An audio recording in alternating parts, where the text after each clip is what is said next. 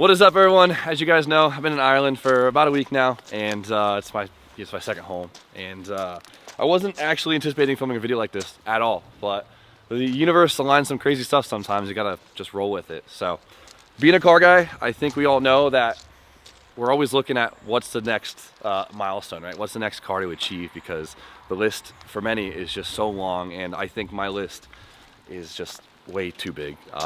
And there's some cars I think we all see as kind of almost mythological creatures at this point because they're just getting so unattainable. And I've been very, very fortunate the last couple of years in that I'm getting closer and closer to each goal, and the level keeps getting higher. The last 6 months or so, I've been actively trying to attack this, try to get after it. I've done my research. I've bidded on way too many. I have tried, and it seems like the opportunity has just slipped away, and I didn't think it was possible. But as I came into Ireland, I was thinking, you know, maybe it's something that might be possible here. We were poking around, and well, something happened.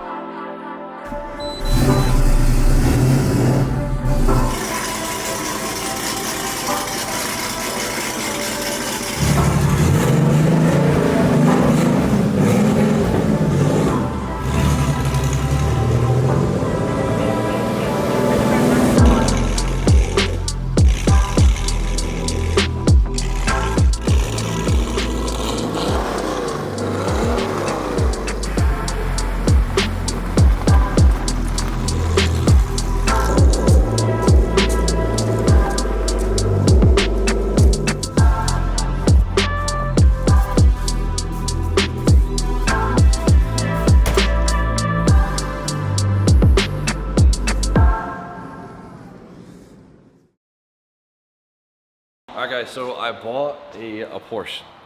I bought a Porsche. Do you see that one coming? Woo! It's kind of, I don't know, I feel like everyone does this thing where like they coin people as like certain kind of car, like you like Mazdas, you like Toyotas, you stick with that. But I feel like I've always been jumping around trying to like move on to the next brand. It's not that I want to move on, but I love it all, and somehow I ended up with a Porsche. If you guys don't know, this is a 1990 911, which classifies it as a 964, which is usually up here. That is a big price range. It is a pretty crazy level jump. Originally, I really wanted a G model, which is kind of like the generation before this, right? So those are a little bit more obtainable, a little more simple. But then I was offered this 964 in a G model price range, I guess we could say it, and I couldn't say no. But to start off, I have to say I probably bought the 964 you could ever buy. And I say that in a sparingly way because it's not a bad car.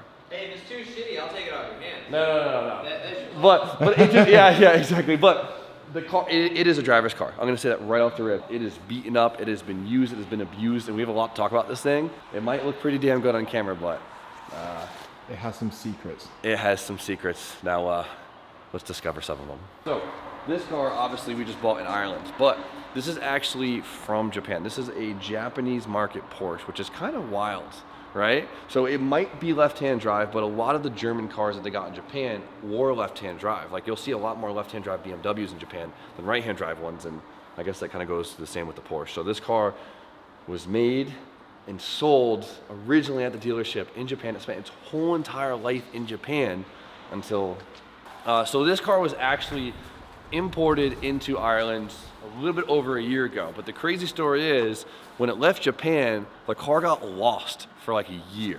right? The guy who originally bought it from the auction didn't know where it went. It just disappeared, and he had to hunt the thing down. And the funny, crazy thing is, it ended up in Baltimore, Maryland port in America. And somehow it was really hard for him to actually get it shipped back over to Ireland, where it finally landed, and he had it for a few months. It's wild, right? How do you lose a Porsche? So when he got it, it was a pretty big mystery to him, and it's still a pretty big mystery to us in general, but when it showed up, it was a little bit more beat than he anticipated. This is really, really a driver's car. This car in Japan was, this is how it came from Japan, looking just like this. Actually, I lied to you. It was a lot more rough. The kit wasn't fitted as well, and some bits need to be resprayed, so we got it resprayed, fitted, and it actually looks pretty presentable. But it has definitely been in a few accidents. It was very apparent that this was a track car in Japan, which is pretty cool. This thing was used and abused and definitely loved, and I'm really hoping that we can kind of continue the style of that. I don't want to just make it look pretty and sit in the corner. I want to drive this thing, and that's what's cool. Like, I get to have my first Porsche as a driver's Porsche, not just like this like status symbol of, look, I'm a Porsche guy. Dude, I feel like I'm like so anxious and so excited. The car's right here in front of me. I almost don't even know what to talk about. But Josh, come on, this is your first time seeing it too. It's my first time. It's good. It You is said good. there's some secrets behind it, but from looking at it, you can't see any. Like Right, it's hard because right the now styling takes your eyes away from it because Yes. it's such a good looking car. it's such a good looking car. The only problem is it's really high right now, and it's high because it's been only transported for the last year. So it was risen. So when it just, ripped the bumpers off, getting on and off the boats and the trailers and wherever the hell it's been for the last year. What are we talking about? First off, none of us could figure out what kit this is. So if you guys could help us out here, I'd love that.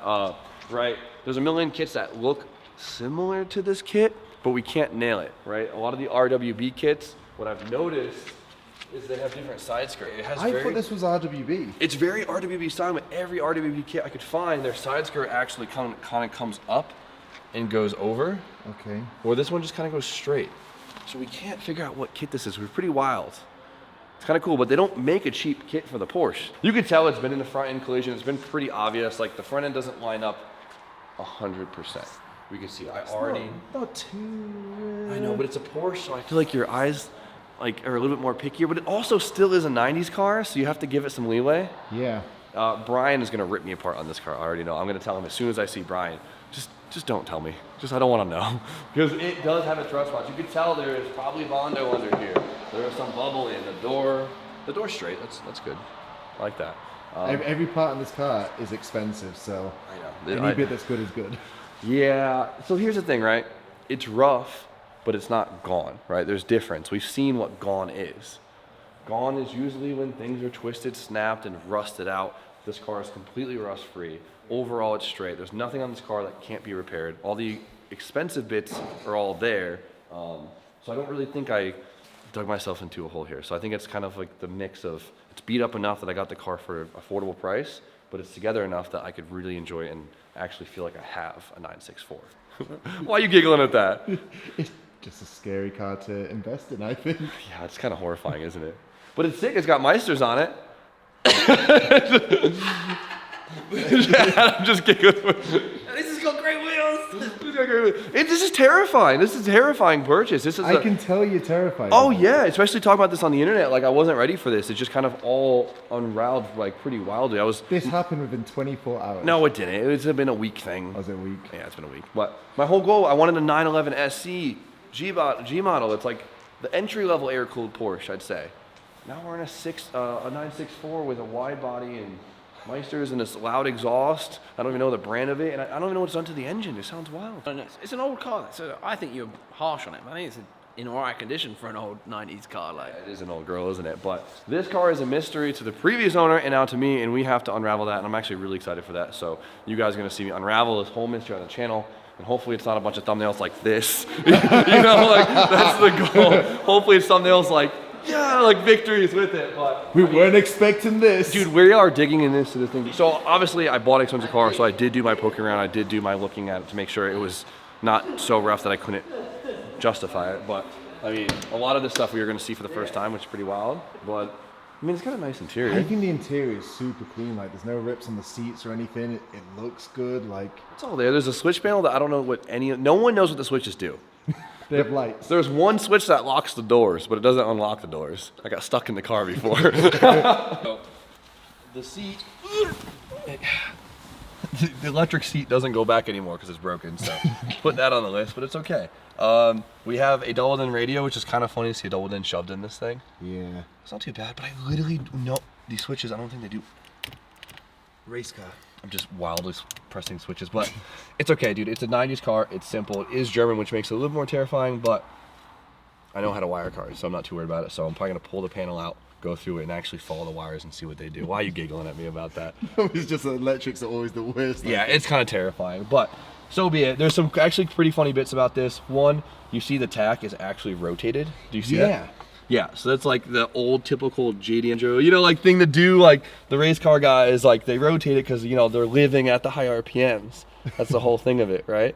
Yeah. It's so it makes sense. Oh, this car was probably so abused in Japan, dude. It looks like this was like a track car, like literally a weekend track car there. It's a nice track Was the car. guy a poser and just wanted a 964 with a wide body, or was he like the guy on the streets raging at night? I don't know. We're gonna find out. You know, it's funny. It's got a Japanese toll reader in it, which is funny to see in a Porsche. Where's the toll reader? Yeah, I'll show you. Right here. You see it? Just poking. You don't. Oh, brilliant. That's fantastic. How funny is that? But I mean, is there any? No, I can get in here. Car was probably cleaned up pretty good. I saw that we're missing a taillight and we're missing a headlight. That's not a bad list. I mean, this is the thing, right? It was probably thrown in the auction, shipped, got lost for a year, showed up back in Ireland. They fitted the kit, and then boom, I bought it.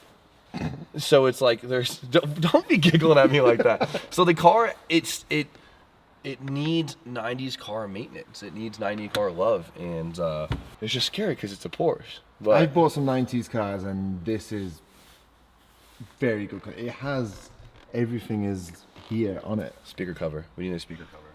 But that looks like a Nissan speaker cover will fit. I mean, look at this one, right? Oh, there's probably some Porsche guys watching this just fucking... No, there's no Porsche guys watching my channel. Maybe. I don't know. Is this weird? This is weird. I like it. I love it. I absolutely love it. I like how you're out of your comfort zone for this. It's so If we good. get you in the right outfit, we'll get you a Rolex, a nice polo tee, some khaki shorts. Yeah. I mean, I'm gonna start acting different now. Like, I hope you guys know. Yeah, like. You're gonna act worse? Oh, man. Come on, man. You have to go to take the snapback off. You can't be driving a Yeah, Porsche. your hat needs to be forward. Who are you? The guy who's got control of your bank accounts. Well, good thing there's nothing left in them.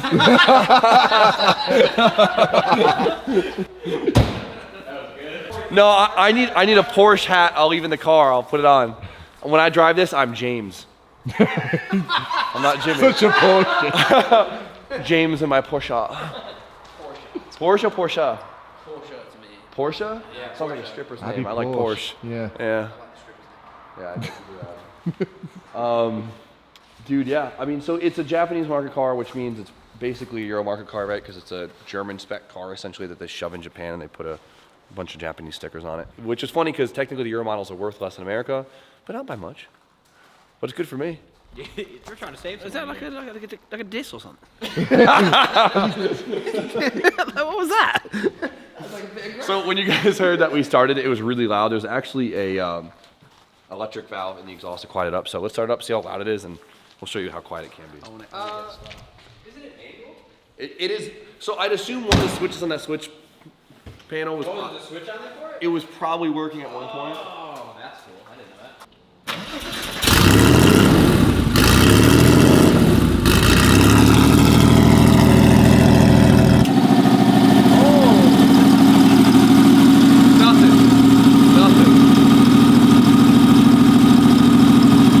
Respectable driving. Yeah, right? In the morning, kick the valve. I think it sounds so good. It does. It's funny because like, it's just an air-cooled boxer engine, so it kind of just like sounds like a juicy Beetle. You know what I mean? But you want it louder. Oh, Yeah. wow. Now again, you turned it down, didn't I you? gotta figure out I could do it with my foot. Yeah. It sounds like a burnt hand waiting to happen. All right, let's pop the. What do you call this? The hood? You're asking. Fuck, I don't know. No, that's Nope. the front. That's Then what's this? The boot. Is that a chip? What? That's a choke, is it? Yeah, that's a choke. There's no way it has a choke. No. Oh, it's the gas door. Oh, okay. I mean, there's a hole in that thing right there. Do you want me to Google it? Open. Porsche engine. Oh, here we go. How do you open a Porsche 911 engine bay? There's a video. Oh, Tommy. Oh! Hey! What a lad. There she is. It's pretty cool looking. Looks terrifying, but pretty cool. Oh, that's pretty cool. Plenty of room for a K-Series. Yeah. Hell yeah. Don't. Come on, dude. Right? I'm for it too. Yeah, that's gonna Hell be cool. yeah, I'm in on this. We like. could take this out, put it in something even more ridiculous, put something ridiculous in this, Just ask and Dave just what- cause a. This is my He'll put it in an Ruffle. S15. This is my first air-cooled vehicle. This doesn't surprise me.